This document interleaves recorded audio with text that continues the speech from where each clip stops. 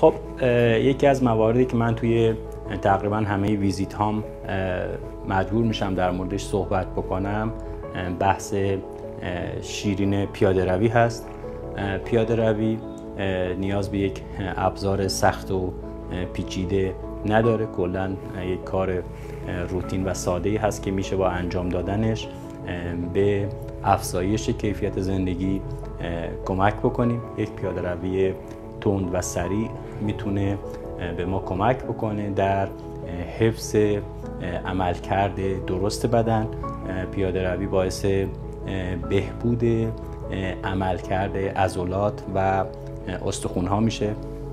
پیاده روی کمک میکنه که تناسب اندام حفظ بشه، باعث کاهش چربی بدن میشه، باعث افزایش انرژی و بهبود خلق و خوی افراد میشه، باعث افزایش سیستم ایمنی میشه.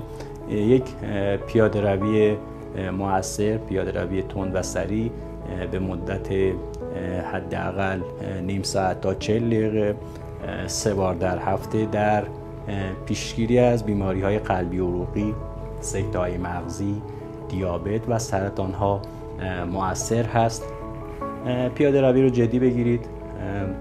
پیاده روی جزء همه درمان‌ها تقریباً هست. توی یک بیمار افسرده، بیمار اضطراب وقتی مراجعه میکنه و دوست داره که داروی کمتری استفاده بکنه، باید اینو بدونه که اگر در کنار داروهاش روزی نیم ساعت تا 40 دقیقه پیاده روی داشته باشه و بدن خودش افزایش انرژی داشته باشه و اون تعادل هورمونی برقرار بشه، نیاز به مصرف داروها توی این مورد و سایر موارد معمولاً کمتر میشه.